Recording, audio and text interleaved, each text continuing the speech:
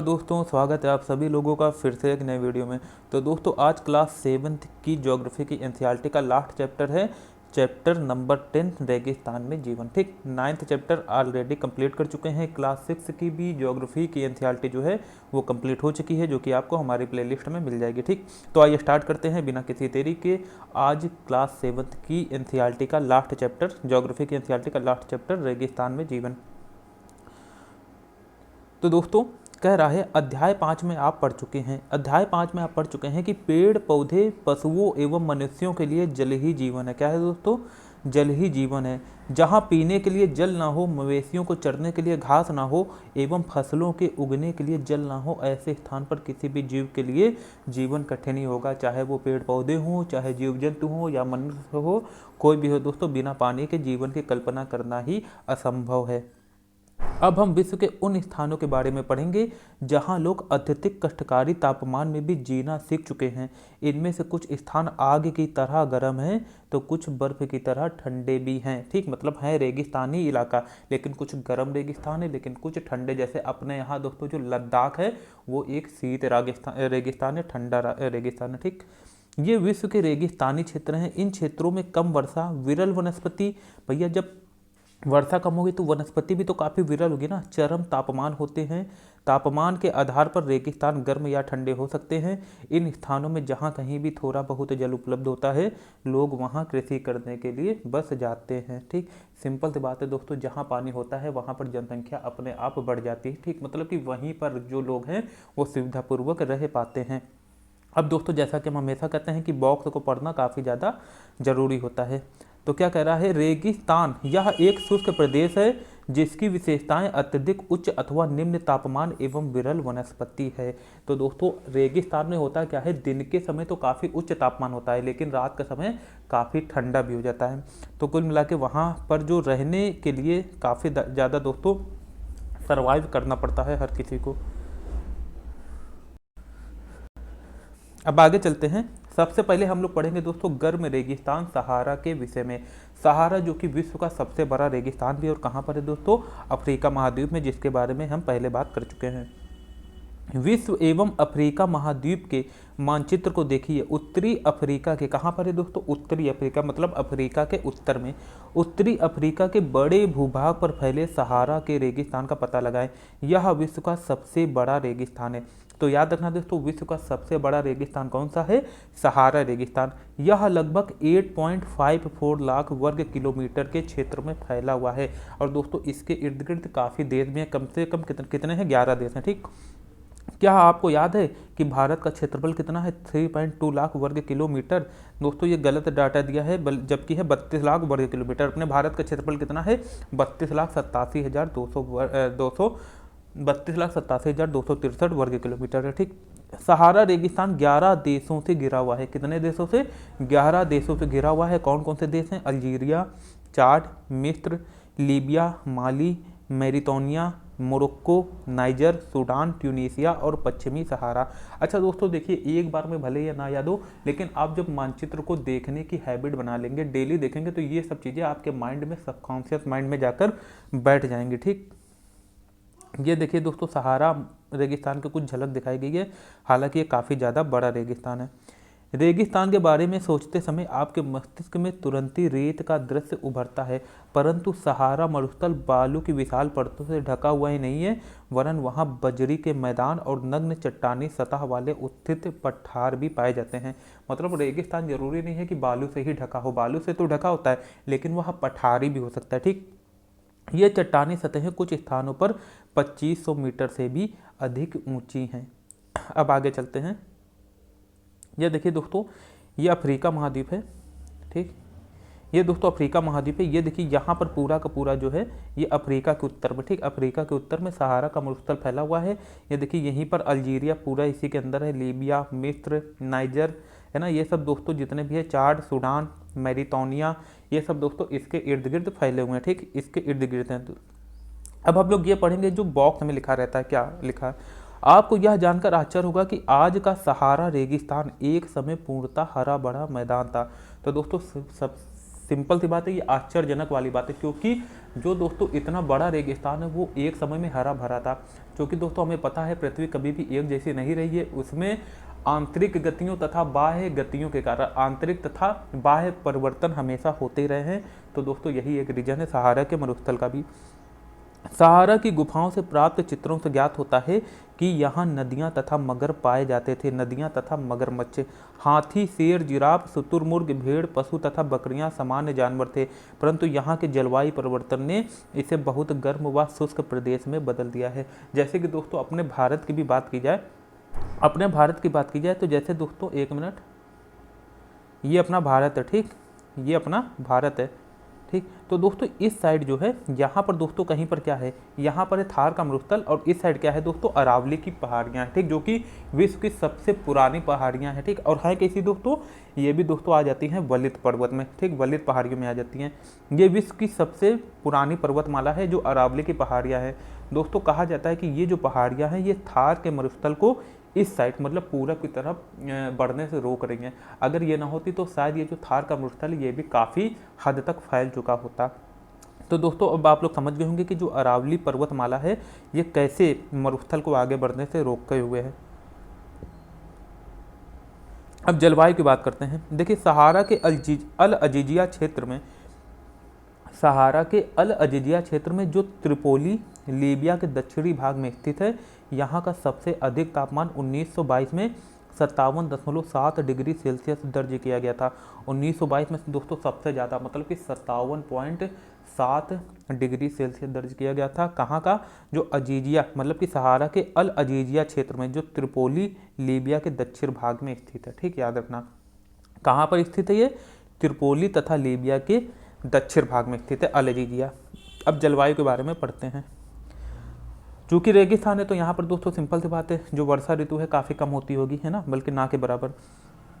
सहारा रेगिस्तान की जलवायु अधिक गर्म एवं शुष्क है। देखिए गर्म है और शुष्क है। शुष्क का मतलब है यहाँ की जो वायु है उसमें नमी नहीं होती है। कहीं पर दोस्तों गर्म मौसम भी होता है ना, और दोस्तों जो वायु होती है वो दोस्तों नमी युक्त होती है ना। जैसे समुद्र के आसपास का जो एरिया होता है वहाँ दोस्तों गर्मी भी आपको मिलेगी, लेकिन जो वायु होगी उसमें नमी मिलेगी। लेकिन रेगिस्तान की वायु तो मतलब कि मौसम गर्म होता है वहाँ का, लेकिन जो वायु में नमी नहीं होती है, शुष्क वायु होती है। यहाँ की वर्षा ऋतु अल्पकाल के लिए होती है। यहाँ आकाश बादल रहित एवं निर्मल होता है। यहाँ नमी संचय होने की अपेक्षा तेजी से वाष्पित हो जाती है।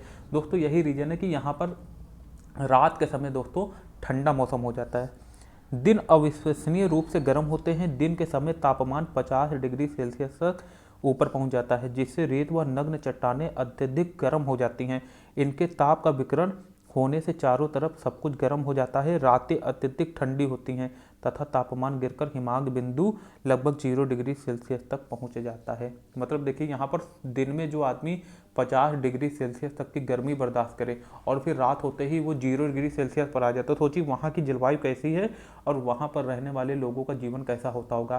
कितना मतलब उनको उस परिस्थिति में उन्हें ढालना रहा होगा खुद को, है ना, अपने आप को। अब आगे पढ़ते हैं वनस्पति जात एवं प्राणी जात के बारे में। तो दोस्तों आप लोग समझ गए, रेगिस्तान हमेशा गर्म नहीं रहता है, वो दिन में गर्म रहता है और रात में ठंडा भी हो जाता है, ठीक। सहारा रेगिस्तान की वनस्पतियों में कैक्टस, खजूर के पेड़, है ना, आपने देखा होगा अरब वाले देश से ज़्यादातर खजूरों का निर्यात किया जाता है ना। अपने देश में भी अरब से खजूर काफ़ी मात्रा में आते हैं। खजूर के पेड़ एवं एकेसिया पाए जाते हैं। यहाँ कुछ स्थानों पर मरुद्यान, खजूर के पेड़ों से घिरे हरित द्वीप पाए जाते हैं। मरुद्यान भी है ना, जो खजूर को पेड़ों से घिरे हुए हरित द्वीप पाए जाते हैं। ऊंट, लकड़बग्घा, सियार, लोमड़ी, बिच्छू, सांपों की विभिन्न जातियां एवं छिपकलियां यहाँ के प्रमुख जीव जंतु हैं। कौन है दोस्तों, ऊंट तो रेगिस्तान का मतलब इसे तो रेगिस्तान का जहाजी कहा जाता है ना। लकड़बग्घा, सियार, लोमड़ी, है ना। और दोस्तों ये जितने भी जीव जंतु हैं वहाँ के हिसाब से ही उनकी जो त्वचा है, उनकी जो शारीरिक बनावट है वो वहाँ के अनुसार की होगी। मतलब यहाँ के सियार और लकड़बग्घे हो सकता है वहाँ पर सर्वाइव ना कर पाए ना, तो वहाँ के जो हैं उनकी अलग एक शारीरिक संरचना बन चुकी होगी उस परिस्थिति के हिसाब से। बिच्छू, सांपों, जैसे वहाँ पर सांप में दोस्तों करैत पाए जाते हैं ना। विभिन्न जातियाँ एवं छिपकलियाँ यहाँ के प्रमुख जीव जंतु हैं।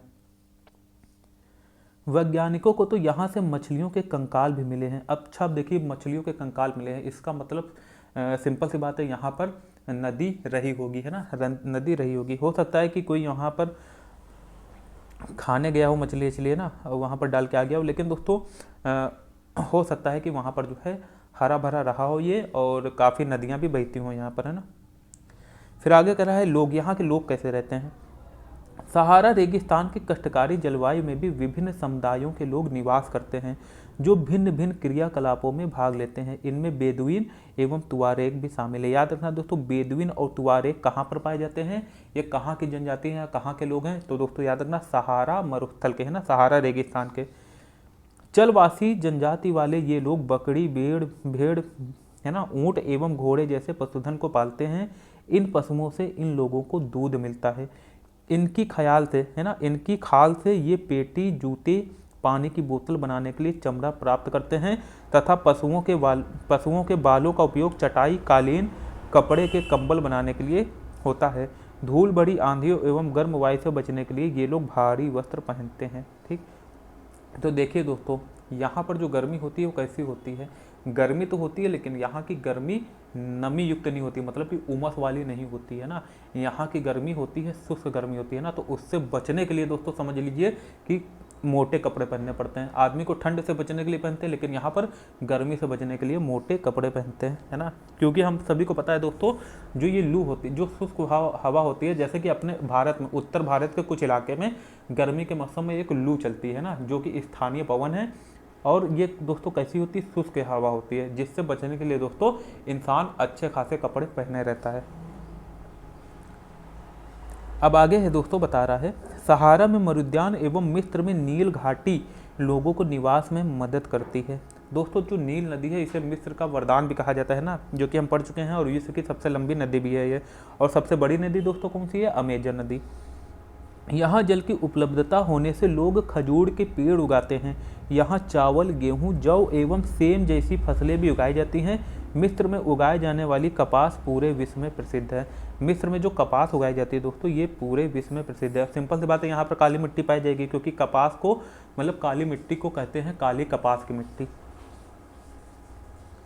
अब देखिए यहाँ पर क्या लिखा है, जब रेत को पवन उड़ा ले जाती है तो वहाँ गर्त बन जाती है। गर्त मतलब एक गड्ढा टाइप का बन जाता है। जहाँ गर्त में भूमिगत जो जल है वो सतह पर आ जाता है, वहाँ मरुद्यान बनते हैं, है ना। मतलब कि जो है भूमिगत जल होता है, जब रेत ऊपर से हटती है पवन के द्वारा, तो यहाँ पर भूमिगत जल बाहर आ जाता है। सिंपल सी बात है, जहाँ पर जल आएगा वहाँ कुछ ना कुछ वनस्पति तो आई जाएगी।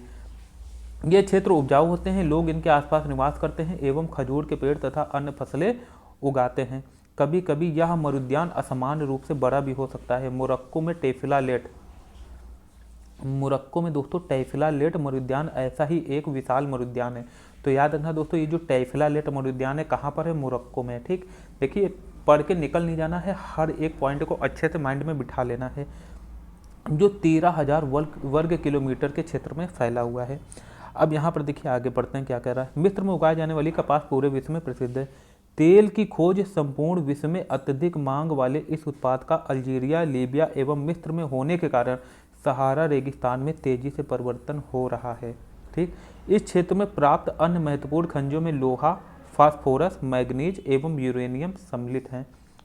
तो दोस्तों याद रखिए, कोई भी भूमि अगर बंजर है तो इसका मतलब ये नहीं है, बंजर है या रेगिस्तानी इलाका है तो इसका मतलब ये नहीं है कि आज के टेक्नोलॉजी के हिसाब से कि वो बेकार है। वो दोस्तों हो सकता है कि सोना उगले या हीरा उगल रही हो।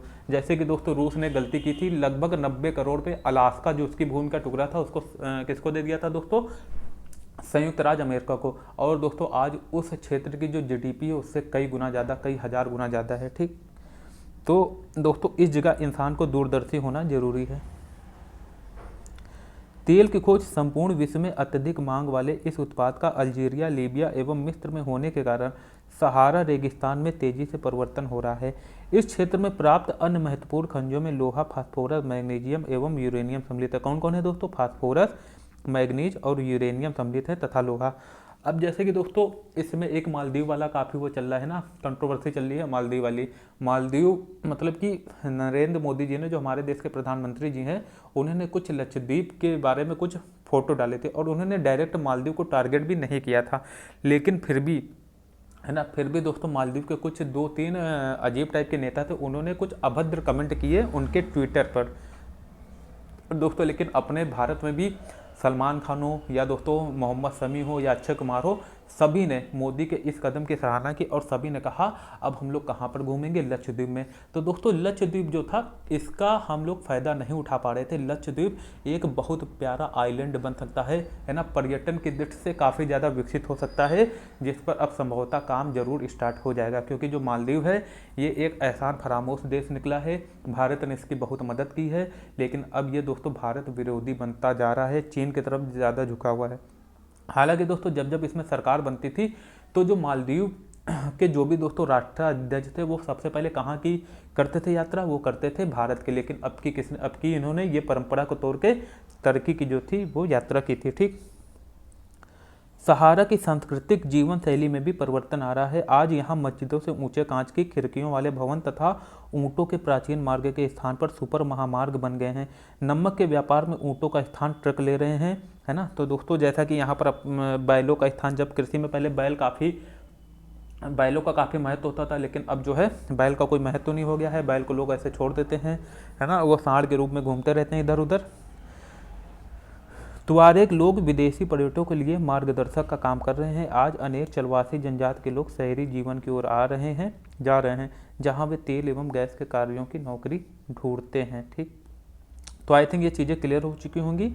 काफ़ी ज़्यादा इसमें समझने लायक कुछ भी नहीं, बस इसको पढ़ लो एक बार। तेल की खोज संपूर्ण विश्व में अत्यधिक मांग वाले इस उत्पाद का अल्जीरिया, लीबिया एवं मिस्र में होने के कारण सहारा रेगिस्तान में तेजी से परिवर्तन हो रहा है, मतलब यहाँ पर विकास हो रहा है।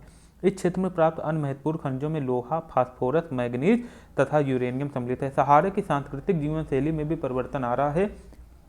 आज यहाँ मस्जिदों से ऊंचे कांच की खिड़कियों वाले भवन एवं ऊंटों के प्राचीन मार्ग के स्थान पर सुपर महामार्ग बन गए हैं।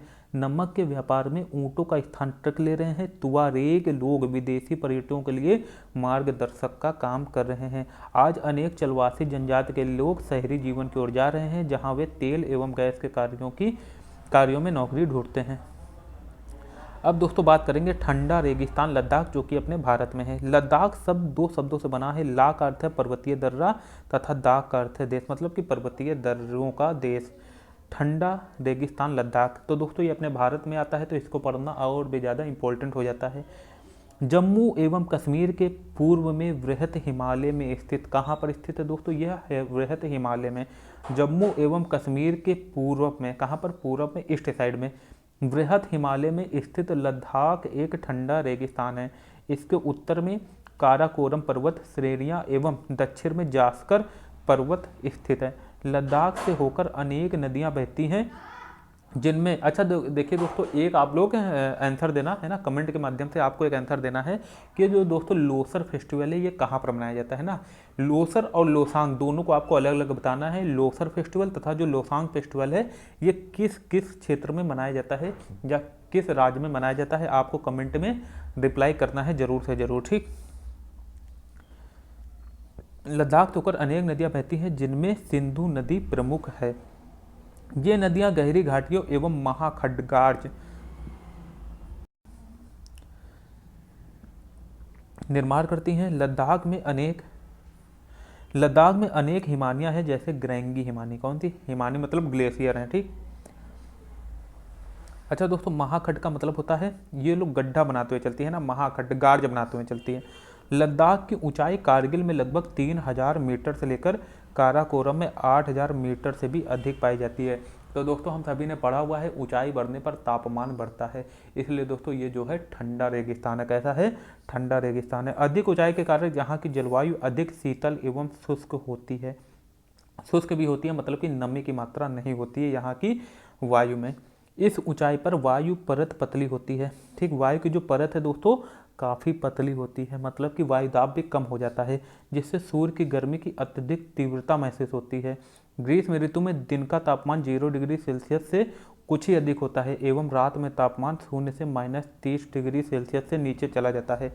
समझ लीजिए कि -30 डिग्री सेल्सियस। इस समय अपने देश में अगर 5-6 भी चला जाता है तो कपकपी आने लगती है ना, लेकिन वहाँ पर देखिए 0 से -30 डिग्री सेल्सियस के नीचे चला जाता है। शीत ऋतु में यह बर्फीला ठंडा हो जाता है। तापमान लगभग हर समय -40 डिग्री सेल्सियस से नीचे ही रहता है। चूँकि यह हिमालय के वृक्ष छाया क्षेत्र में आता है, अतः यहाँ वर्षा बहुत ही कम होती है। देखिए वृष्टि छाया क्षेत्र का मतलब क्या है ये भी हम लोग समझ लेते हैं। दोस्तों होता क्या है वृष्टि छाया, एक मिनट यहाँ पर हम लोग अच्छे से समझ लेते हैं पहले इस चीज़ को। देखिए दोस्तों हमने देखिए पहले एक चीज़ पढ़ी थी, यहाँ पर क्या है दोस्तों पश्चिमी घाट है, ठीक पश्चिमी घाट है। और हमने ये भी पढ़ा था कि दोस्तों कुछ जैसे कैक्टस और कुछ ऐसे पेड़ हैं जो कहाँ पर पाए जाते हैं, ये पश्चिमी घाट के पूर्वी ढालों पर पाए जाते हैं। मतलब ये पश्चिमी घाट है और इसके पूर्वी साइड पर क्यों पाए जाते हैं, क्योंकि दोस्तों यहाँ से जो दक्षिण पश्चिम मानसून आता है ये पश्चिमी घाट से टकराकर यहाँ पर अच्छी खासी वर्षा कर देता है।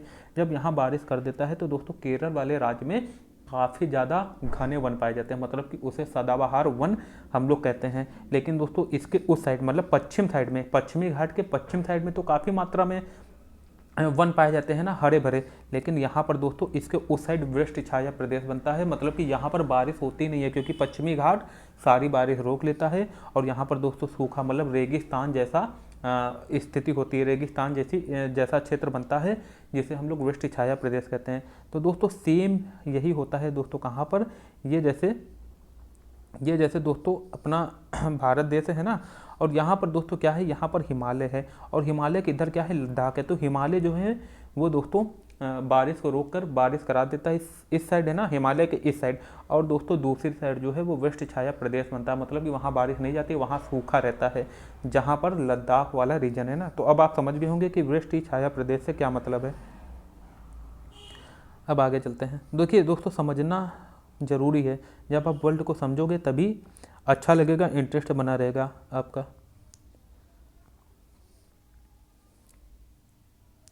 तो दोस्तों हम लोग यहाँ पर थे, यह हिमालय के वृष्टि छाया क्षेत्र में स्थित है, अतः यहाँ वर्षा बहुत ही कम होती है। मतलब कि सारी वर्षा तो जो हिमालय है वो रोक के लेता है ना। ये देखिए यहाँ पर एक मैप दिखाया गया है, यहाँ पर देखिए दोस्तों, यहाँ पर ये देखिए सियाचिन ग्लेशियर है, ठीक। यहाँ पर सियाचिन ग्लेशियर ये गिलगिट वाला इलाका है जो कि इल्लीगली रूप से जो पाकिस्तान है वो ऑक्युपाइड किए हुए है ना। यहाँ पर दोस्तों ये श्रीनगर है, ये जोजिला दर्रा है ना। ये सब हम लोग दोस्तों यहाँ पर देखिए रोहतांग दर्रा है ना। ये सब दोस्तों हम लोग कहाँ पढ़ेंगे, ये जब हम लोग मैप को अच्छे से पढ़ेंगे है ना, विस्तार से ये सब चीज़ें देखने वाली हैं। और क्लास 9 की एनसीईआरटी में और भी विस्तार से पढ़ेंगे ये सब चीज़ें।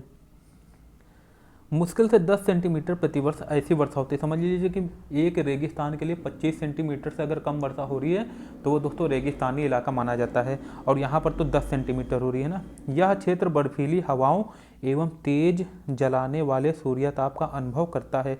यह जानकर आपको आश्चर्य होगा कि यदि आप सूर्य की धूप में इस तरह बैठें, सूर्य की धूप में, वहाँ पर देखिए धूप और छाया में, यदि आप सूर्य की धूप में इस तरह बैठे कि आपके पैर छाया में हो, तो आप एक साथ एक समय पर ही ऊष्माघात एवं तुषार उपघात से ग्रसित हो सकते हैं। लद्दाख को दोस्तों खापा चांद भी कहते हैं, जिसका अर्थ होता है हिमभूमि। लद्दाख के लोग अपनी भाषा में से क्या कहते होंगे, खापा चांद। क्या कहते हैं दोस्तों, खापा चांद। अब आगे है वनस्पति जात एवं प्राणी जात। यहाँ उच्च शुष्कता के कारण वनस्पति विरल है। कैसी है दोस्तों, विरल वनस्पति है ना, मतलब कि ज़्यादा घनी सघन वनस्पति नहीं पाई जाती है। यहाँ जानवरों को चरने के लिए कहीं कहीं पर ही घास एवं छोटी झाड़ियाँ मिलती हैं। घाटी में सरपत, विलो एवं पॉपुलर के उपवन देखे जा सकते हैं। ग्रीष्म ऋतु में, अच्छा ये जो सरपत और पॉपुलर की लकड़ी होती है इससे दोस्तों जो बैट होते हैं, बैट क्रिकेट वाले बैट भी बनाए जाते हैं, ठीक। ग्रीष्म ऋतु में सेब, खुबानी एवं अखरोट जैसे पेड़ पल्लवित होते हैं। लद्दाख में पक्षियों की विभिन्न प्रजातियां नजर आती हैं। इनमें रॉबिन, रेड स्टार्ट, तिब्बती स्नोकॉक, रेवन एवं हूप यहाँ पाए जाने वाले सामान्य पक्षी हैं। इनमें से कुछ प्रवासी पक्षी हैं। लद्दाख के पक्षियों में जंगली बकरी, जंगली भेड़, याक एवं विशेष प्रकार के कुत्ते आदि पाए जाते हैं। इन पशुओं को दूध, मांस एवं खाल प्राप्त करने के लिए पाला जाता है। याक के दूध का उपयोग पनीर एवं मक्खन बनाने के लिए होता है। भेड़ एवं बकरी के बालों का उपयोग ऊनी वस्त्र बनाने के लिए किया जाता है। तो दोस्तों याद रखना, रॉबिन, रेड स्टार्ट, तिब्बती स्नोकॉक, रेवन एवं हूप यहाँ पाए जाते हैं। तो दोस्तों देखिए यहाँ पर क्या कह सकता है, ये तो नहीं पूछेंगे क्योंकि ये तो कई एरिया में पाए जाते होंगे, लेकिन ये पूछ सकता है कि आखिर ये जो रॉबिन है ये किसकी प्रजाति, पक्षी की, तितली की, या जानवर की, या फसल की, कुछ भी पूछ सकते हैं ना। तो आप लोग याद रखना, रॉबिन की बात कर दें, या रेड स्टार्ट, या तिब्बती स्नोकॉक। कॉक मैंने तो दोस्तों सभी को पता होना चाहिए है ना, कॉक मैंने, एक मिनट रुकिए, पिकॉक माने मुर्गा होता है, कॉक माने दोस्तों क्या होता है, मुर्गा होता है, ठीक है, याद रखना। रेवन एवं हूप यहाँ पाए जाने वाले सामान्य पक्षी हैं। कौन कौन से दोस्तों? एक हो गया रॉबिन, रेड स्टार, तिब्बती स्नोकॉक, रेवन और होप। अगर पूछ दे कि ये किसकी प्रजाति है तो दोस्तों ये पक्षियों की एक प्रजाति है, ठीक, याद रखना। इनमें से कुछ प्रवासी पक्षी हैं, मतलब दूसरे देश से आते हैं। लद्दाख के पशुओं में जंगली, ये सब हम लोग अच्छे से पढ़ चुके हैं, बस यही यहाँ पर याद रखना दोस्तों। रॉबिन, रेड स्टार, तिब्बती स्नोकॉक, रेवन और होप, ये किसकी प्रजाति है? पक्षियों की प्रजाति है। फिर दोस्तों बॉक्स में कहा गया है चीरू या तिब्बती एंटीलूप एक विलुप्त प्राय जीव है। कैसा है? विलुप्त प्राय जीव है, मतलब ये विलुप्त हो सकता है। इसका शिकार शहतूश नामक इसके ऊन के लिए होता है, जो वजन में हल्का एवं अत्यधिक गर्म होता है। देखिए दोस्तों, जो अभी हमने बात की थी, क्रिकेट का सबसे अच्छा बल्ला सरपत विलो पेड़ की लकड़ी से बनाया जाता है। क्या आप यहाँ के लोग के बारे में पढ़ते हैं? क्या आप लद्दाख एवं तिब्बत तथा मध्य एशिया के निवासियों के बीच कोई समानता पाते हैं? लद्दाख एवं तिब्बत तथा मध्य एशिया के निवासियों के बीच यहाँ के अधिकांश लोग या तो मुसलमान हैं या बौद्ध हैं। वास्तव में लद्दाख क्षेत्र में अनेक बौद्ध मठ अपने परंपरागत गोम्पा के साथ स्थित हैं।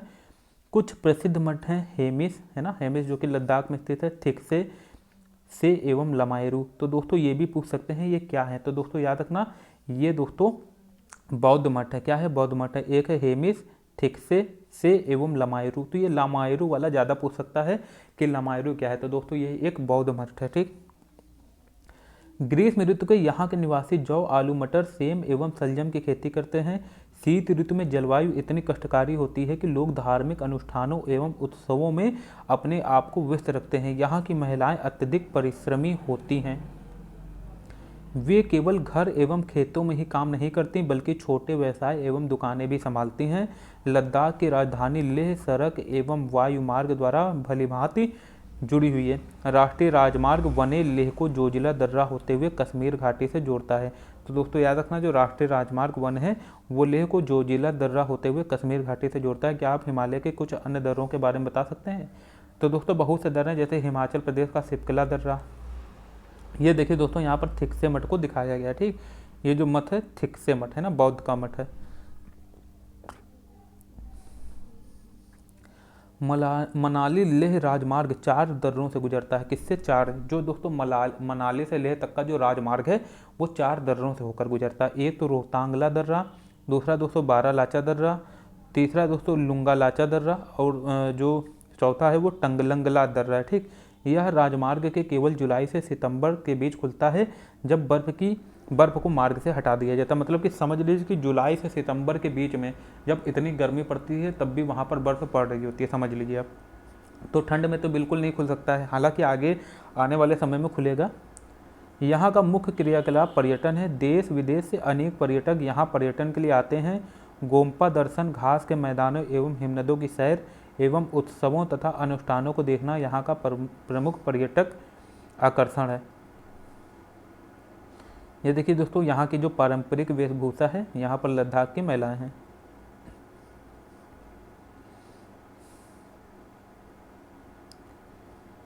आधुनिकीकरण के फलस्वरूप यहाँ के जनजीवन में परिवर्तन आ रहा है, लेकिन लद्दाख के लोगों ने शताब्दियों से प्रकृति के साथ समन्वय एवं संतुलन करना सीखा है। जल एवं ईंधन जैसे संसाधनों की कमी के कारण ये आवश्यकता अनुसार मितव्ययिता से ही इनका उपयोग करते हैं और कुछ भी व्यर्थ नहीं करते हैं, ठीक। तो दोस्तों अब हम लोग कुछ क्वेश्चन को पढ़ेंगे ना, देखेंगे हमने जो पढ़ा है वो अपना हमारे दिमाग में कितना सेट हुआ है, ठीक। तो दोस्तों पहला क्वेश्चन है, विश्व में कौन से 2 प्रकार के रेगिस्तान पाए जाते हैं? तो दोस्तों एक तो शीत रेगिस्तान होता है, ठंडा रेगिस्तान जैसा कि अपना लद्दाख, और दूसरा दोस्तों होता है गर्म रेगिस्तान जैसा कि सहारा हो गया और दोस्तों अपना थार का मरुस्थल हो गया। सहारा रेगिस्तान किस महाद्वीप में स्थित है? तो दोस्तों हम सभी ने पढ़ लिया ये कहाँ पर स्थित है? अफ्रीका में, वो भी अफ्रीका के उत्तर में स्थित है, ठीक, अफ्रीका महाद्वीप के। लद्दाख रेगिस्तान की जलवायुगत परिस्थितियाँ क्या हैं? तो दोस्तों वहाँ की जो लद्दाख की रेगिस्तान की जलवायु है ये काफ़ी दोस्तों शुष्क है ना। एक तो ठंडी जलवायु है, दूसरा शुष्क है। इसकी नमी में मतलब कि वायु में नमी नहीं होती है, शुष्क जलवायु होती है। और दोस्तों इसमें दोस्तों जो आकाश होता है वो काफ़ी दोस्तों एकदम बादल रहित होता है ना, जिससे कि सूर्य का काफ़ी जो ताप है वो दोस्तों असर करता है शरीर पर। लद्दाख में पर्यटकों के लिए प्रमुख आकर्षक क्या है? तो दोस्तों पर्यटकों के लिए बौद्ध मठ है ना, और भी दोस्तों काफ़ी लद्दाख में दोस्तों काफ़ी पर्यटक स्थल हैं जो कि यहाँ पर प्रमुख आकर्षण का क्षेत्र बने हुए हैं। कुल मिला के जो बौद्ध मठ है वहाँ पर काफ़ी फेमस है। सहारा रेगिस्तान के लोग किस प्रकार के वस्त्र पहनते हैं? तो दोस्तों ये गर्म वस्त्र पहनते हैं। कैसे बनते हैं? मोटे वस्त्र। कैसे? मोटे वस्त्र पहनते हैं, जिससे कि वहाँ पर लू से बच सकें। लद्दाख में उगने वाले पेड़ों के नाम बताइए। तो दोस्तों काफ़ी पेड़ हमने पढ़े थे, सरपत हो गया, विलो हो गया, ये सब पेड़ कहाँ पर उगते हैं दोस्तों? लद्दाख में उगते हैं। अब आगे है, सहारा अफ्रीका के किस भाग में स्थित है? दोस्तों हमने अभी बात की है उत्तरी भाग में, सहारा अफ्रीका के उत्तरी भाग में स्थित है। सहारा किस प्रकार का रेगिस्तान है? तो यह दोस्तों गर्म है, जबकि जो लद्दाख है वह ठंडा रेगिस्तान है। लद्दाख रेगिस्तान के अधिकांश निवासी क्या हैं? बौद्ध एवं मुसलमान। रेगिस्तान की विशेषता क्या है दोस्तों? यहाँ पर विरल वनस्पति होती। कैसी? विरल वनस्पति। फिर लद्दाख में हेमिस प्रसिद्ध है किसके लिए? तो दोस्तों हेमिस एक बौद्ध मठ है। क्या है? बौद्ध मठ है। फिर मिस्र निम्नलिखित फसल के लिए प्रसिद्ध है। किस फसल के लिए? तो दोस्तों कपास के लिए। अभी हमने बात की थी ना, कपास के लिए जो मिस्र है वो प्रसिद्ध है। ठीक, मिस्र जो है कपास की फसल के लिए।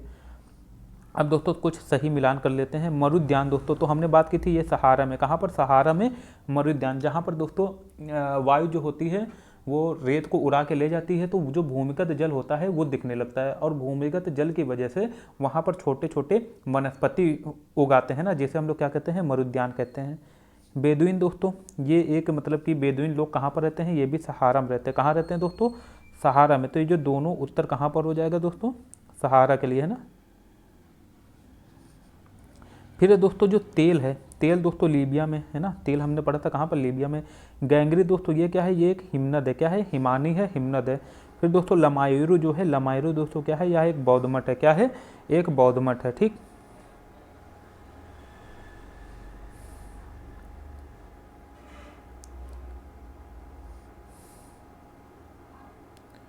अच्छा, गैंगरी को दोस्तों इसमें भी हम लोग लगा सकते हैं। कहाँ? जल के साथ गर्त है ना, जल के साथ गर्त में भी लगा सकते हैं।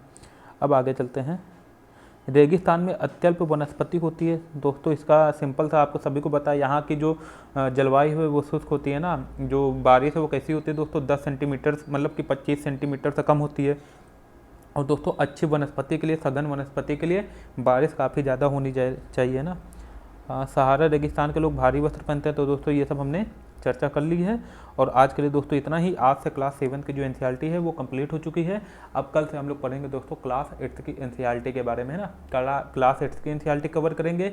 फिर दोस्तों 9th 10th 11th 12th सब अच्छे से कवर करना है। और अब दोस्तों आप लोग जरूर बने रहना, क्योंकि क्लास 8th 9th मतलब कि अब जितने भी एनसीईआरटी होगी ज्योग्राफी की, वो काफ़ी उसके लिए हर एक जो वर्ड है इसको डिकोड करके पढ़ना, मतलब कि कुछ सेंटेंस उसमें ऐसे होंगे जिसको डिकोड करके पढ़ना जरूरी होगा, तभी आपको समझ में आएगा, वरना आप पढ़ के निकल जाओगे, है ना। तो एक बार आपको इस चैनल के माध्यम से पढ़ना है, फिर आप अपने आप भी पढ़ सकते हो।